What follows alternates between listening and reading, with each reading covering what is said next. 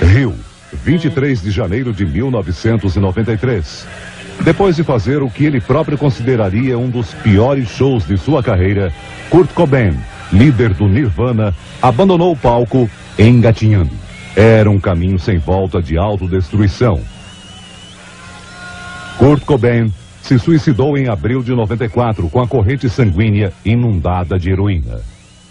10 anos depois dos shows do Nirvana no Brasil, o Fantástico revela como foi o dia a dia no país de uma das maiores bandas de todos os tempos. Fazem parte dessa história uma misteriosa ampola de injeção, gravações secretas em um estúdio carioca e muita loucura na noite de São Paulo. Foi inesquecível o negócio, não esqueço jamais, foi uma balada e tanto isso aí, meu. Foi ótimo, foi realizar um grande sonho da minha vida. Eles beberam muito a noite inteira. Todo mundo tá, nossa, caindo. Nós ficamos até 8 horas da manhã nesse dia. Grava tudo. A ordem do dia era grava tudo. Em 93, o Nirvana já era a maior banda do mundo. Smells Like Teen Spirit tocava no planeta inteiro, sem parar. Os superstars milionários não sabiam, mas tinham um contato no Brasil. O cantor punk João Gordo, que tinha conhecido o baterista Dave Grohl em um festival na Holanda. Hey, no. E o Dave Grohl já fazia uns anos que vocês não se cruzavam, mas quando ele te viu, reconheceu e tratou legal. Lembrou, Gordo, how you doing e tal, e pô, eu dei um monte de presente pra ele, aí que eu conheci a Courtney Love, conheci o Kurt Cobain, aí pra colar na banca foi fatal, meu, pô, a gente teve toda a regalia, toda a mordomia, todo o contato com esses caras, foi muito louco, meu, foi muito louco. Foi bem louco, especialmente pela presença de Courtney Love, a temperamental e escandalosa mulher de Kurt Cobain.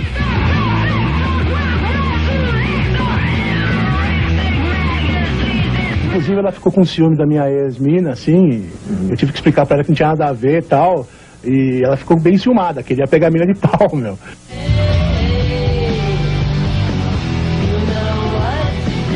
Ele olhou assim, tacou um pedaço de melancia, chamou o cara e começou a discutir com o cara na minha frente, ali do lado, e foi muito engraçado. Desfeita em crer que era hora de cair na noite.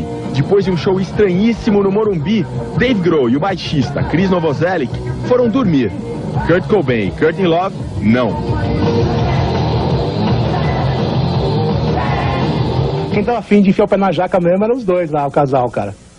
E realmente enfiaram o pé na jaca até o joelho. Foi uma noite ótima. Foi uma noite muito divertida. A gente se caminhou para o Dead Temple, que era uma casa que tinha ali na Rua Augusta, especializada em rock, grunge, anos 60, essas coisas todas. O tal Dead Temple ficava aqui, onde hoje só resta esse terreno onde está acontecendo uma construção. Mas na época, o Dead Temple era um lugar importante que atraía o pessoal de São Paulo que gostava de rock. A gente entrou, o dono, que é o Didio, meu amigo, abaixou as portas, que ninguém mais entra, ninguém mais sai. Eles beberam até cair, quase, muito. Ele bebia muita vodka, muito.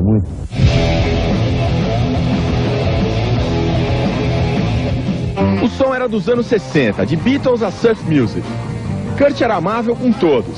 Amável, mas nunca feliz. Aí o Kurt sentou do meu lado e falou, o que você tem? Tão bonitinho. Eu falei, ai, tô com muita dor de estômago. Ele falou, puta, dor de estômago, eu sei como é. Olha, mas eu tenho um remédio ótimo. Aí ele pegou e sacou isso daqui da bolsinha dele. Fui no banheiro como boa fã, fingi que apliquei um negócio e guardei. Buprenorfina. Buprenorfina é o nome técnico do presente, vamos dizer assim, que o Kurt Cobain deu pro Alê.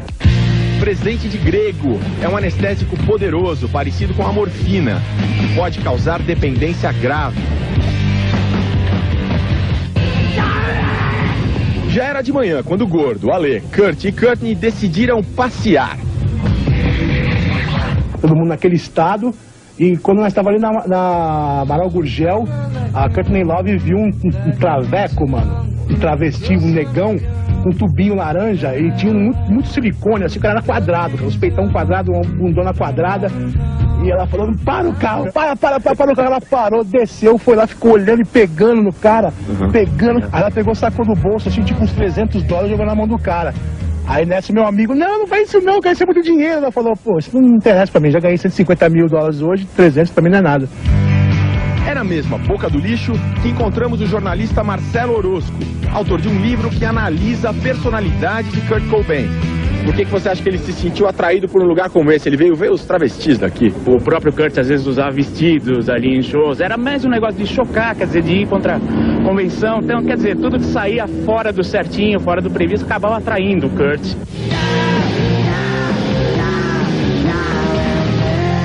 Um Kurt de vida dupla. Se João, Ale e Gígio conheceram o Cobain das festas, esse engenheiro de som do Rio teve contato com outro Kurt, o líder perfeccionista. Enquanto esteve no Brasil, o Nirvana veio a esse estúdio carioca quase todo dia. Então, aqui é o lugar, então? Esse é o estúdio onde Nirvana tocou no Brasil? Exatamente. Para a alegria dos detratores de Courtney Love, que não são poucos, dá um reforço uma antiga suspeita.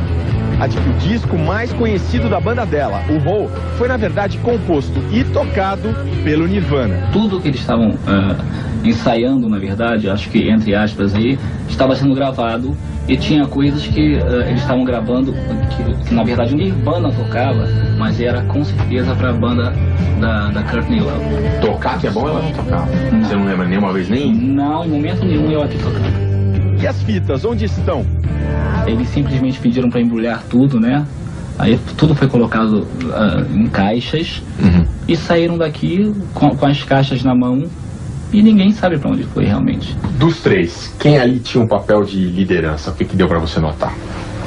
Bom, pelo que eu pude perceber, com certeza o Kurt, né? O Kurt era o cara que, uma vez gravado, né?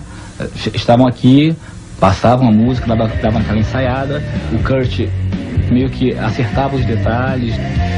Um detalhismo que também aparece aqui, neste livro inédito no Brasil, Os Diários Pessoais de Kurt Cobain, que a viúva Courtney vendeu para uma editora americana. Nesse trecho ele decreta: o nome da banda vai ser Nirvana. Aqui, Kurt reclama da preguiça de um baterista. Precisamos ensaiar 5 dias por semana. Nesta página ele desenha até as camisetas promocionais do grupo.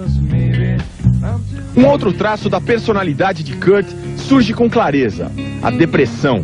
Nos desenhos de horror que ele fazia, nos textos de revolta, nesta declaração desesperada: eu me odeio, quero morrer. Eu achei que ele tava super assim, tipo deprê.